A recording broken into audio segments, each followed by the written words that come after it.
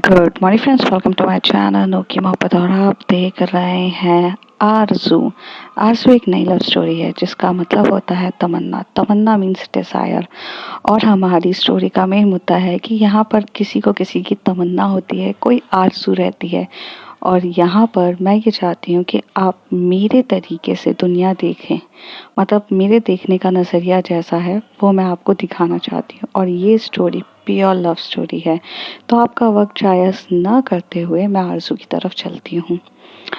सुबह का टाइम रहता है, करीब 11-12 बज रहे रहते हैं। और उसी वक्त एक लड़की ऊपर जाती है बकेट लेके। बकेट में बहुत सारे कपड़े डले रहते हैं।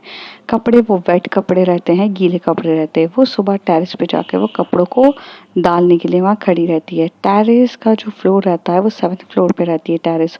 और वो टेरेस पे वहाँ जाकर सब लोग, वहाँ पे आंटियाँ आती हैं, मतलब वहाँ पे बहुत मल्टीपल फ्लैट्स रहते हैं। और उस फ्लैट्स पे हर किसी को भी जो कपड़े सुखाने रहते हैं तो वो ऊपर टेरेस पे आके कपड़े सुखा रहे रहते हैं। तो वहाँ पर वो लड़की भी जाती है और वो कपड़े सुखा रही रहती है। तभी वहाँ पर एक और लड़की आती है, वो भी कपड़े वहाँ पे सुखाती रहती है। तो वो उसे बोलती है, आज कुछ ज़्यादा देरी नहीं होगी तुम्हें कपड़े आने में? तो वो कहती है कि कुछ नहीं, आज तो मेरा कपड़े धोने का भी मन नहीं था, पर क्या करें, काम तो करना पड़ता है ना, इसलिए मुझे देरी हो गई। तुम्हें कैसे देरी हो गई है? तो कहती है, मुझे कहाँ देरी हुई है, मेरा तो यही टाइम रहता है। वो दूसरी लड़की कहती है। तभी वो कहती है, अच्छा चलो मुझे जाना होगा, मुझे ऑफिस भी निकलना है। तो वो कहती है, ठीक है तो तुम जाओ। तो वो चली जाती है। अब वहाँ पर वो लड़की खुद अकेले खड़ी रहती है और काफ़ी देर तक वहाँ पर देख रही रहती है पूरे टेरेस की तरफ। वो एकदम टेरेस के एकदम कोने पे जाती है और वहाँ कोने पे खड़े होकर वो नीचे की तरफ देखती है। 7th फ्लोर पे टेरेस रहती है और वहाँ से नीचे देख रही रहती है। नीचे बहुत सारी गाड़ियाँ स्पीड में चल रही रहती है, इधर से उधर, इधर से उधर लोग जा रहे रहते हैं। एकदम पॉश एरिया रहता है वो वहाँ पर। और वो वहाँ पर देखती है, फिर वो उसके दिमाग में कुछ और चल रहा रहता है। तो वहाँ से एकदम से एक उठाती है। वहाँ पर एक छोटा सा एक पॉट रहता है, पॉट में छोटा सा गमला रहता है जिसमें कोई फ्लावर या कोई पौधा नहीं लगा रहता, वो सिर्फ ऐसा मिट्टी भरा हुआ गमला रहता है। वो उसको उठा के वहाँ से फेंकती है। जैसी वो फेंकती है तो उतनी स्पीड की ग्रेविटी से जाकर गिरता है और वो एकदम से टूट जाता है। वो देखकर वो ये देखती है कि अगर यहाँ से मैं गिरी तो मेरे बचने के चांसेस तो कुछ है नहीं। और वो ये देख के एक एक एक हल्की सी स्माइल देती है और वो वहां जाके खड़ी हो जाती है एकदम कोने पे। और गिरने ही वाली रहती, तभी उसको एकदम से आवाज आती है, ईरा, ईरा तुम कहाँ छत पे जाकर खड़ी हो गई हो? कुछ काम है कि नहीं तुम्हें? तुम इधर आते नहीं बनता है क्या? ईरा इधर आओ। एकदम से उसे ये सारी आवाज सुनाई देती है। तो ईरा के जो कदम बाहर टेरेस से, मतलब वो कोने से वो गिरने ही वाली रहती नीचे, वो पीछे हो जाते हैं। और वो एकदम से पीछे आती है और कहती है, हाँ मम्मा मैं आई, बस बस आ ही रही हूँ। और वो पीछे हटती है और वो जो बकेट में जितने भी कपड़े रहते हैं वो फटाफट डालती है और बकेट लेकर एकदम से भागते हुए जाती है। जैसे वो भागते हुए जाती है तो उसका जो फ्लोर रहता है वो 5th फ्लोर रहता है। वो 5th फ्लोर पे वहाँ जाके चली जाती है। तभी वहाँ से गेट ओपन होता है और उसकी मम्मी कहती है कि तुम इधर आओ अंदर। तुम्हें कितना टाइम लगता है काम करने के लिए? हाँ, इतना ज़्यादा टाइम लगता है तुम्हें? तुम्हें सिर्फ एक छोटा सा मैंने ये बोला था कि कपड़े डाल कर आ जाओ। तुम कपड़े डालने गई थी या कपड़े धोने गई थी? वहां पर धुले हुए कपड़े तो मैंने तुम्हें ऑलरेडी दिए थे। आजकल हीरा तुम्हारा ध्यान कहाँ रहता है? तुम तुम्हें क्या है? तुम्हें काम करने की इच्छा नहीं होती या तुम्हें निठल्ला बनना है? तुम क्या हो? तुम्हें कुछ समझ में आता है अपनी रिस्पॉन्सिबिलिटी?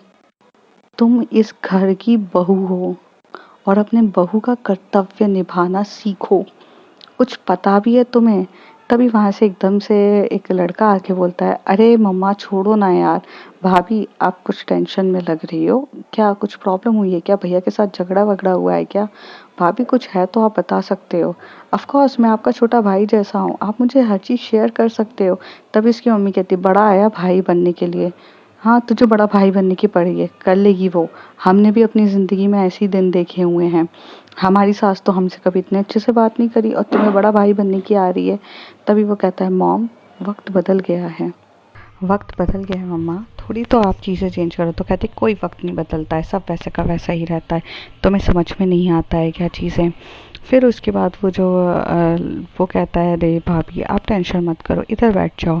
तभी उतनी देर में एक लड़का बाहर आते हुए बोलता है कि क्या हुआ ईरा, तुम ठीक तो? तभी वो कहता है भैया भाभी थोड़ी सी नर्वस है, आप ज़रा पूछो तो सही। तभी वो पूछता है कि क्या हुआ है तुम्हें, तुम ठीक तो हो, कुछ कुछ प्रॉब्लम हुई है क्या? तो वो कहती है कि नहीं मुझे कुछ प्रॉब्लम नहीं हुई है, मैं ठीक हूँ, तुम बोलो। तो वो कहता है कि कुछ नहीं, मैं तो ऑफिस जा रहा था। तो वो कहती है अच्छा ठीक है आप यहाँ बैठो, मैं खाना बना देती हूँ। तो वो फटाक से जाती है ईरा और अपना खाना बनाने लग जाती है। तभी उसकी सास बोलती है कि आजकल इसको हुआ क्या है, आजकल इतनी खोई खोई सी क्यों रहती है, इसे समझ में नहीं आता है क्या, क्या हो गया है इसे? तो वो कहती है कि तभी वो लड़का कहता है मम्मा थोड़ा सा नए घर से आई है, थोड़ी सिचुएशन चेंज हो जाती है, हो सकता है थोड़ी सी उलझी हो, किसी से बात नहीं कर पा रही है, उसकी दोस्त लोग हैं, मैं उससे एक बार फ़ोन करके पूछूंगा तो मुझे समझ में आएगा कि क्या हुआ है। आप इस बात पे टेंशन मत लो और बिल्कुल भी फिक्र मत करो। तो वो कहती है ठीक है, बट उसको समझाओ ज़रा, ऐसी चीज़ें नहीं चलती हैं। तो ईरा यहाँ से आगे जाती है और जाकर खाना वाना बनाती है चुपचाप, बिना किसी से बात करे अपने देवर को खाना देती है और साथ ही साथ अपने पति को खाना देती है। और पति को खाना देने के बाद वो वहाँ से टर्न होती है और बोलती है कि मम्मा मैं थोड़ी देर बाहर जाना चाहती हूँ, मेरी फ्रेंड आ रही है, मुझे उससे मिलना है, तो आपको कोई एतराज़ तो नहीं है? तभी वो कहते हैं कि हाँ हाँ तुझे तो बाहर ही घूमना रहता है, जब देखो कुछ ना कुछ बहाने चाहिए रहते हैं, घर पे तो रहना ही नहीं रहता है। तभी वो काफ़ी ज़्यादा अपसेट हो जाती है ईरा और अपना सर एकदम से नीचे से झुकाती है, उसकी आंखों में से आंसू निकलने ही वाले रहते हैं। तभी उसका पति वहाँ से कहता है अरे तुम्हें किसने मना किया है, तुम ऐसे क्यों सोच रही हो कि तुम्हारी शादी होने के बाद तुम्हारी ज़िंदगी पूरी चेंज हो गई है, तुम जाओ अपने दोस्त से मिलो और हो सके तो मैं तुम्हें छोड़ देता हूँ, तुम टेंशन क्यों ले रही हो? एक काम करता हूँ, मैं तुम्हें छोड़ देता हूँ, चलो मेरे साथ कार में चलो। तभी वहाँ से वो कहती कि अरे उसको अभी अभी कहाँ जाना है, तुम लेकर मत जाओ। तभी वो अपनी मम्मी की तरफ देख के बोलता है मम्मा वो अभी नई नहीं है, उसे थोड़ा समझने की कोशिश करो। और फिर वो वहाँ से कार में जाने के लिए तैयार हो जाता है। तभी वो ईरा को कहता है जाओ ईरा, अपने कपड़े चेंज करके आओ। तो वो जाती है और जो उसने साड़ी पहनी रहती है वो साड़ी पहन के वो एक सूट पहनकर आ जाती है। सूट पहनकर वो जाती है तो नीचे ये लोग बेसमेंट की तरफ जाते हैं जहाँ कार रहती है। वहाँ कार का वो गेट ओपन करता है, उसे बोलता है कि सब कुछ ठीक है? तो वो कहती है कि हाँ सब कुछ ठीक है, बट आई एम सॉरी मेरी वजह से आप लेट हो जाओगे, मुझे मुझे यहाँ छोड़ना है आपको, अ, यहाँ मॉल छोड़ना है और आपको थोड़ा सा उल्टा पड़ जाएगा। तो कहते कुछ उल्टा नहीं पड़ेगा, लेकिन एक बात मुझे बताओ, जब से शादी हुई है, शादी को 6 महीने हो गए हैं और इस 6 महीने में तुम बहुत ज़्यादा अपसेट रहती हो और काफ़ी ज़्यादा खोई खोई सी रहती हो, मुझे बता सकती हो हुआ क्या है? अगर मेरी वजह से कुछ कमी है तो मैं जानना चाहता हूँ, क्या हो गया है तुम्हें ईरा, तुम ऐसे क्यों हो गई हो? तभी ईरा अपने हस्बैंड की तरफ देखती है और देखकर बोलती है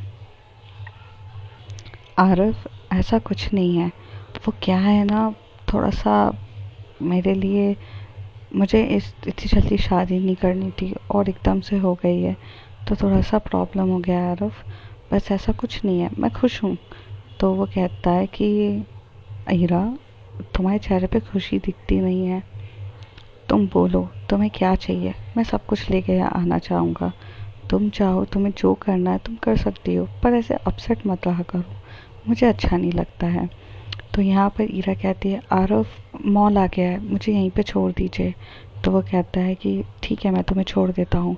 थोड़ी देर में यहाँ पर जो आरव रहता है वो मॉल के वहाँ पर छोड़ देता है और ईरा को बोलता है वेट वेट कहाँ जा रही हो? तो ईरा बोलती है मैं मेरी फ्रेंड से मिलने जा रही हूँ। तभी वो कहता है अरे रुको तो सही, वो अपना पॉकेट निकालता है, पॉकेट में से पर्स ओपन करता है और पर्स में से उसको 1,000 रुपये देता है, बोलता है कि तुम्हें कुछ भी खर्च करना हो 1,000 से कर लेना, और अगर तुम्हें कोई भी शॉपिंग करनी है, तुम्हें कोई भी ड्रेस पसंद आती है तो तुम एकदम यूपीआई कर देना जिसमें मेरे पास आ जाएगा और मैं पे कर दूंगा। तो वह कहती है नहीं मैं तो यहाँ पे फ्रेंड से मिलने आई थी, कुछ खरीदने नहीं। तो वो कहते हैं ऐसे मत करो, कुछ मन करे तो खरीद लेना, कभी कभार हमें कोई चीज़ अच्छी नहीं लगती है पर अच्छी लग जाती है। हम उस माइंडसेट से नहीं आते हैं कि हमें ये चीज़ नहीं चाहिए, पर अच्छी लग जाती है तो तुम ले लेना। तो कहती है आर ऑफ, तो वो कहते हैं नो आर ऑफ, ठीक है तुम जाओ और ये एंजॉय करो, ऐसे बोल देता है। तो यहाँ पर जो ईरा रहती है वो चुपचाप मॉल की तरफ चली जाती है और आरव कार को लेके अपने ऑफिस की तरफ चले जाता है। ईरा जैसे ही अपने मॉल की तरफ जाती है तभी उसकी फ्रेंड आती है और उसे बोलती है, हे क्या हो गया तुझे, तूने मुझे इतने इमरजेंसी में क्यों बुलाया है। तो वह कहती है कि कुछ नहीं, बस मैं बहुत अलोन फील कर रही थी तो मैंने सोचा तू आ जाए। तो वह कहती है वो सब तो ठीक है पर तुझे छोड़ने आरव आया था क्या। तो कहती है कि हाँ यार आरव कितना अच्छा है, वो तुझे लेकर आता है यहाँ पर, ही इज़ वेरी नाइस गाय, पर फिर भी तू खुश क्यों नहीं रहती है। ईरा, आरव काफ़ी अच्छा है, समझदार है, तो तुझे प्रॉब्लम क्या है उससे। तभी वो कहती है तान्या प्लीज़ मुझे अभी इस बारे में कुछ भी बात नहीं करनी है, मैं तुझे यहाँ इसके ये तारीफ़ वगैरह इन सब के लिए नहीं बुलाया। I just want to spend some quality times, मुझे शांति चाहिए, मुझे सुकून चाहिए और मुझे वो सब नहीं मिल रहा है। तभी तान्या बोलती है ओके ओके कम ऑन चलो हम किसी रेस्टोरेंट पे बैठ के कुछ खाते हैं। तो यहाँ पर जो ईरा रहती है तान्या के साथ जाकर एक रेस्टोरेंट पे बैठती है और वहाँ चुपचाप खा रही रहती है। तान्या उसे ऑब्जर्व कर रही रहती है। तान्या एकदम से बोलती है तुझे क्या हुआ है, तू इतनी अपसेट क्यों है।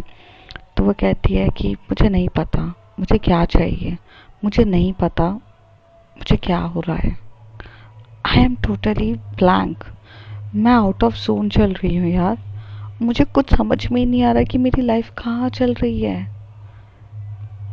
यार। 6 महीने तक पहले मैं हैप्पी थी, अभी 6 महीने के बाद मैं हैप्पी नहीं हूँ। तभी तान्या उसका हाथ पकड़ के बोलती है आई कैन अंडरस्टैंड कि तेरी शादी कुछ जल्दी हो गई है, दैट्स वाई तू थोड़ा सा फील कर रही है। तो वो कहती है कि नहीं ऐसा कुछ नहीं है, शादी जल्दी पीछे की बात नहीं है, प्रॉब्लम ये कि मुझे शादी ही नहीं करनी थी। तभी तान्या बोलती है आई नो ईरा तुझे शादी नहीं करनी थी, पर ईरा हम कुछ कर नहीं सकते हैं, अब हो गई है शादी, you have to accept the truth okay. तू ऐसे आउट ऑफ जोन रहेगी तो क्या है, देखो किस चीज़ की कमी है, एक अच्छा परिवार है, एक एक देवर है छोटा सा, मुझे देखो भाभी भाभी कहता रहता है, एक सास है जो ऑलमोस्ट सबकी सास जैसी है, टॉन्ट मारती रहती है, तो यू हैव टू इग्नोर। एक ससुर है जो अपने ही बिजी रहता है, अपने ही जोन में रहता है, जो तुझसे महीने में कभी 1 या 2 बार कुछ बड़ी मुश्किल से बात कर ले तो कर ले, सिर्फ उसको खाना देना रहता है, ये करना रहता है। और सास सास तो इसलिए देखो टॉन्ट मारती है क्योंकि because you can't pay attention उसके हिसाब से, लाइक तू कम बात करती है, तू बात ही नहीं करती है, तू अपने जोन में रहती है, तो उसको कहीं ना कहीं प्रॉब्लम्स होती है। But apart from all this things the compensate तो तेरा पति कर देता है, ही is very nice guy Aarav, तो तुझे प्रॉब्लम क्या है। तभी ईरा कहती है यहाँ पर मैंने तुझे मेरे पति की बड़प्पन या मेरे पति को मतलब मेरे पति की तारीफ करने के लिए नहीं बुलाया है, मैं यहाँ पर तुझे इसलिए बुलाई हूँ क्योंकि क्योंकि मैं समझ नहीं पा रही हूँ कि मुझे क्या चाहिए, मैं क्या चाहती हूँ, मैं इसके लिए कम्प्लीटली सोन आउट हूँ। और Tanya I just want to be happy but I am not happy. आज तो मैं सुसाइड करने की सोच रही थी, मैंने तो आज जब कपड़े ऊपर डालने गई छत पर तो तब मैं वहाँ इतनी खड़ी थी, मैं वहाँ से कूदने वाली थी। तभी तान्या बोलती are you out of your mind, तेरा दिमाग तो ठीक है ना, why you want to attempt suicide. तो कहती है क्योंकि मैं हैप्पी नहीं हूँ। फाइन तू हैप्पी नहीं है बट ठीक है, ओके ओके तू हैप्पी नहीं है, बट क्या एक रीज़न है जिसकी वजह से तू हैप्पी नहीं है। Do you want something else, do you want anything else. तो कहती है I don't know what I want. Tanya मुझे नहीं पता कि मेरे साथ क्या हो रहा है। तभी तान्या कहती है यार तू जिस तरीके से बातें कर रही है मुझे तो ये साइन ऑफ डिप्रेशन लग रहे हैं, आई थिंक हमें कोई डॉक्टर को दिखाना चाहिए, कंसर्न करना चाहिए। तभी ईरा एकदम से गुस्से में आके बोलती है, तो तुझे लगता है कि मेरा दिमाग खराब है? तुझे लगता है मैं पागल हो चुकी हूँ? तुझे लगता है मेरा ऐसा प्रॉब्लम हो गई है? टेल मी, क्या ये सब हो गया है मेरे साथ? तो वो कहती है, अरे यार मेरा मतलब वो नहीं है, बट क्या प्रॉब्लम है? तो वो कहती है, पता नहीं क्या प्रॉब्लम है, मुझे नहीं पता। तुझे राहुल की याद आती है? तो तानिया जैसी ये बात कहती है तो ईरा कहती है, राहुल की? क्यों मुझे याद आएगी राहुल की? तो कहती है, you guys are dating each other before your marriage, so मुझे लगा कि मे बी आरव वो तुझे नहीं दे पा रहा होगा जो राहुल तुझे देता था। तो वो कहती, हाँ एग्जैक्टली, राहुल मुझे, आरव मुझे वो नहीं दे पा रहे हैं जो राहुल मुझे दे पाता, राइट? तो वो कहती है, हाँ राइट। तो कहती है, Tania, Rahul cheated on me, कम से कम आरव तो चीट नहीं करता है ना, आरव बहुत अच्छा है, और चीज़ें हैं। तो तानिया एकदम से पूछती है, are you not satisfied in your married life? तो कहती है, मैरिड लाइफ, ऑफ कोर्स मैं उससे खुश नहीं हूँ मैरिड लाइफ में, तभी तो मैं सुसाइड अटेम्प्ट कर रही थी। तो ईरा कहती है, ईरा जैसी ये बात कहती है तभी तानिया कहती है, मैं ये कह रही हूँ योर नाइट लाइफ। तो कहती है, व्हाट डू यू मीन? तो कहती है, I think your intimacy life, you are guys happy in your intimacy और नॉट? तभी ईरा कहती है, तानिया, मैंने अभी तक इंटीमेट हुई भी नहीं हूँ मैं आरव के साथ। तो तानिया एकदम से कहती है, what do you mean by 6 months हो गए and you guys not do your first night? तो तभी वो कहती है कि हाँ, हमारे बीच में कुछ ऐसा रिलेशन नहीं है। मैंने आरव को कह दिया था कि जब तक मैं उसके साथ कंफर्ट लेवल पे नहीं होंगी मैं उसके साथ नहीं करूँगी, और वो भी इस बात को एग्री कर गए। तो तभी तानिया बोलती, वाओ। तो तभी ईरा कहती, what do you mean by wow? तो कहती, wow he is very nice guy, I mean he is totally nice. I mean आजकल कौन ऐसा लड़का होता है जो बोल देता है, बट ही इज़ नाइस। तो कहती, तो तू ही कर ले उससे शादी, मुझे तो आज़ाद कर। तभी तानिया को समझ में नहीं आता है कि ईरा की प्रॉब्लम क्या है। तभी वो ईरा को बोलती है, व्हाट यू वांट? तो ईरा से इतना कहती, I want a happiness in my life. और रही बात राहुल की, तो वो मुझे याद भी नहीं आता है। तो तभी तानिया बोलती, तो how you get your happiness?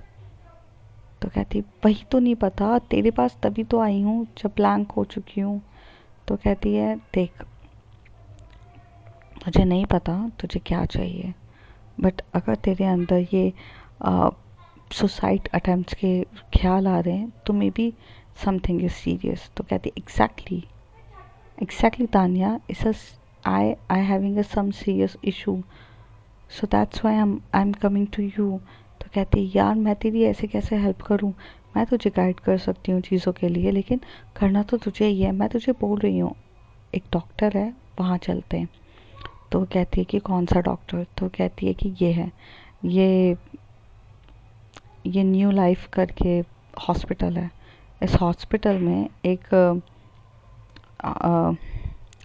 Mister Mehra करके डॉक्टर हैं, एस डॉट मेहरा। उधर जा, he is very nice doctor, he will be help you. तो कहती है, are you out of your mind? I am okay, I just want something new in my life. तो वो कहती है, देन स्टार्ट जॉब। तो वो कहती है कि हाँ, आरव ही बोल रहे थे कि जो मैं जॉब करना चाहूँ तो कर सकती हूँ, बट मुझे कुछ अजीब ही लगता है। तो तानिया ये सारी बात ईरा की सुन के क्या बोलती है, मैं सिर्फ तुझे एक ही चीज़ सजेस्ट कर सकती हूँ, go to that doctor and please explain your all the problems, he will be help you। बाकी तुझे क्या चाहिए क्या नहीं चाहिए मुझे नहीं पता। तो ये बोल के तानिया उठने वाली रहती है, तभी ईरा कहती तू कहाँ जा रही है? तो कहती है मेरी क्लाइंट के साथ मीटिंग है और मुझे जाना होगा। मैंने अपने बिजी शेड्यूल से तेरे लिए टाइम निकाला है क्योंकि तू मेरी बेस्ट फ्रेंड है, बट आई थिंक तुझे समझना चाहिए कि थोड़ा सा मैं भी बिजी रहती हूँ। तो कहती है ठीक है। और ये बोल के वहाँ से तानिया जाने आती है। जहाँ पर जो मतलब हमारी ईरा रहती है, वो भी उठ के मॉल से बाहर निकलती है। जब वो मॉल से बाहर निकल रही रहती है, वो अलग से खोई खोई सी रहती है। वहाँ पे पूरे रास्ते भर एक ऐसी मतलब ऐसे लोगों को देखती रहती है कि यहाँ पर लोग भाग रहे, वहाँ भाग रहे। और उसके मन में ना सिर्फ यही चीज़ चलती रहती है कि यार इतने सारे लोग हैं, इतनी चीज़ है, सब खुश होंगे पर मैं खुश क्यों नहीं हूँ। वो बहुत ज़्यादा अपसेट हो जाती है कि उसे कुछ भी समझ में नहीं आ रहता है।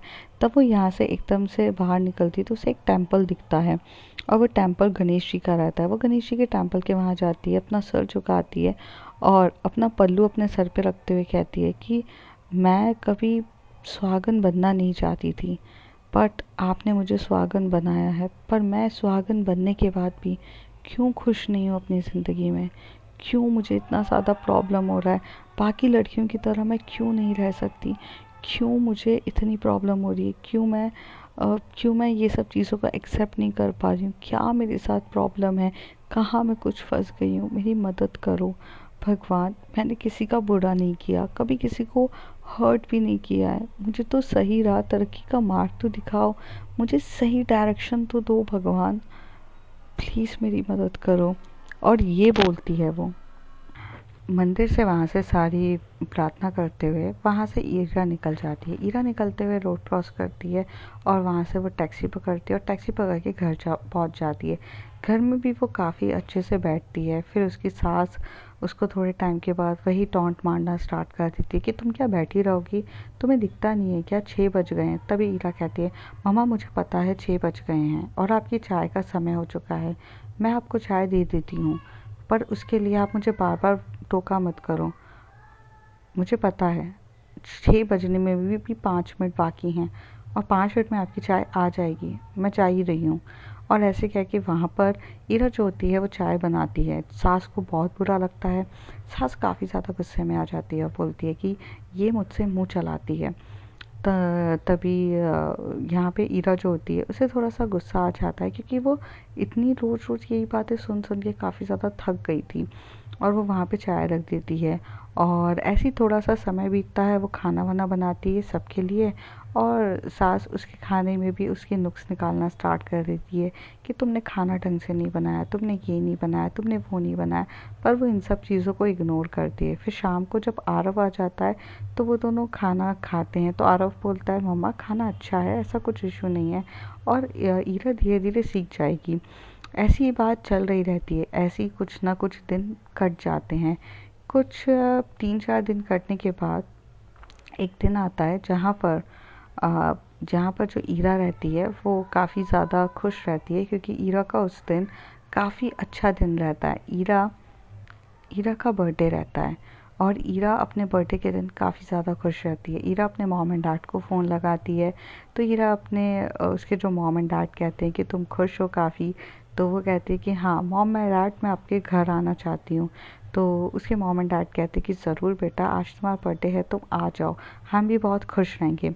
तो वो लोग ईरा जो थी ईरा ये ईरा बिलोंग करती थी इंदौर सिटी से, और इंदौर सिटी में ही ईरा का ससुराल भी था और ईरा का मायका भी था। तो ईरा उस दिन बहुत खुश रहती है कि अपने मॉम एंड डैड के पास जाने के लिए। तो वो आरव को बताती है। तो आरव जो होता है वो उसे बोलता है happy birthday my sweetie wife. तो ईरा कहती है थैंक यू आरव, पर मैं ये चाहती हूँ कि क्या आप मुझे आज अपने मॉम एंड डैड के घर जा सकती हूँ मैं? तो वो कहता है कि हाँ ज़रूर, क्या प्रॉब्लम है, तुम्हें किसी ने रोका है, तुम जाओ अपने मॉम एंड डैड के पास। बट ईरा, मैं सोचा था कि कुछ समय हम दोनों भी साथ बिताएं। आई मीन टू से कि आज रात का डिनर क्या तुम मेरे साथ करना चाहोगी? आई मीन हम बाहर जाएंगे, तुम्हारा बर्थडे भी है तो वो सेलिब्रेट कर लेंगे। तभी हीरा कहती है आरव कभी और चलेगा, आज मुझे मेरे मॉम एंड डैड के पास जाना है और मैं बहुत खुश हूँ, प्लीज़। तो तभी उसका पति बोलता है, ओके ओके, तुम खुश हो ना, मैंने बस ये मेरे लिए काफ़ी है। और ये बोलकर वो वहाँ से चला जाता है। यहाँ पर जो सास रहती है वो ये बात सुन लेती है, और सुनने के बाद जब आरफ ऑफिस के लिए चला जाता है और घर पे कोई भी नहीं रहता, तो ईरा जो होती है वो काफ़ी ज़्यादा एक्साइटेड होती है अपने मॉम डैड के घर जाने के लिए। इसलिए वो अपने बेडरूम में जाती है, तैयार होती है और काफ़ी अच्छे से मतलब खुश खुशी जा रही रहती है। जैसे ही वो अपने बेडरूम से निकलती है, तभी उसकी जो सास रहती है वो एकदम से कहती है, तुम में कोई शर्म नाम की कोई चीज़ है कि नहीं। तभी ईरा टर्न होके बोलती है कि क्या हुआ मम्मी, मैंने ऐसा क्या कर दिया जो आप मुझे ऐसे बोल रही हो। कहते कि वही, तुम्हारा पति बहुत अच्छा है, तुम्हें हर चीज़ में सर आँखों पे रखता है, तुम्हारे सर पे अपनी चीज़ों पे लेके बैठा रहता है, लेकिन तुम्हें क्या है, तुमने आज तक उसे अपने आप को टच तक करने नहीं दिया, तुम्हें शर्म नाम की कोई चीज़ नहीं। आज वो तुमसे तुम्हारे बर्थडे के दिन तुम्हारे लिए ही टाइम बोल रहा है निकाल के तुम्हें घुमाने ले जाना चाहता है, बट तुम्हें तो ऑल टाइम बस अपना ही सोचता रहता ना, कि मैं ये करूँ, मैं वो करूँ, मैं प्रॉब्लम, मेरा मेरा मेरा। तुमने कभी मेरे बेटे के बारे में सोचा भी? अरे तुमसे शादी करके तो मेरे बेटी की तो ज़िंदगी बर्बाद हो गई। अगर मैं किसी और से शादी कर लेता तो करवाती तो वो आज कितना खुशी रहती। तभी ईरा को गुस्सा आ जाता और ईरा एकदम से टर्न होके बोलती, तो मैंने मना किया था क्या आपको? आप हमारे घर में रिश्ता लेकर आई थी, मैं नहीं आई थी आपके घर में रिश्ता लेकर। ना मेरे माँ बाप आपके बेटे के पीछे घूम रहे थे कि अपनी बेटी की शादी करा दो।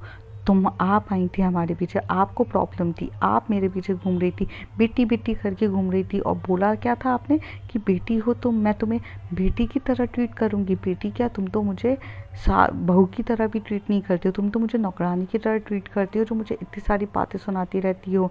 जब देखो कुछ ना कुछ रोना धोना रोना टोंट वोंट। तुम्हारे साथ रह रह के ना मैं फ्रस्ट्रेटेड हो गई हूँ। तुम्हारी वजह से मैं अपने आरफ के साथ भी वक्त नहीं बिता पा रही हूँ। तुम्हारी ये टोंट की वजह से हो गया है।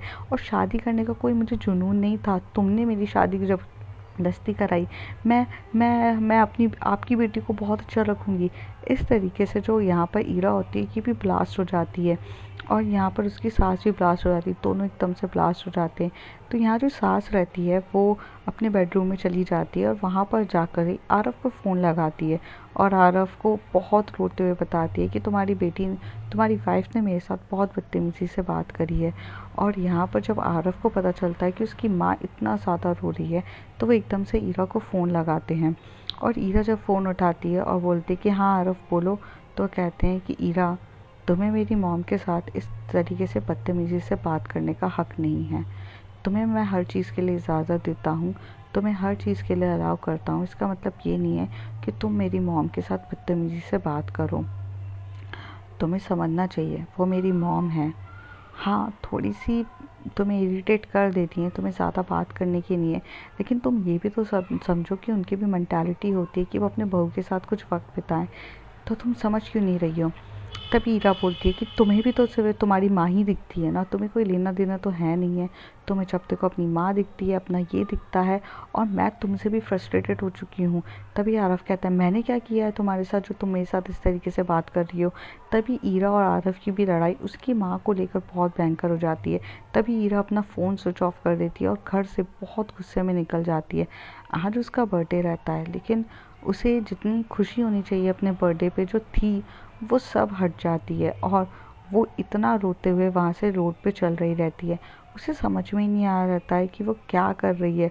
वो इतना रो रही रहती है, वो फ्रस्ट्रेटेड हो जाती है, और वो एकदम से जाकर सामने देखती है कि एक सामने से बहुत मतलब एक कार आ रही है, और वो कार के सामने जानबूझ खड़ी हो जाती है, और जिसकी वजह से वो कार उसे ठोकर मार देती है।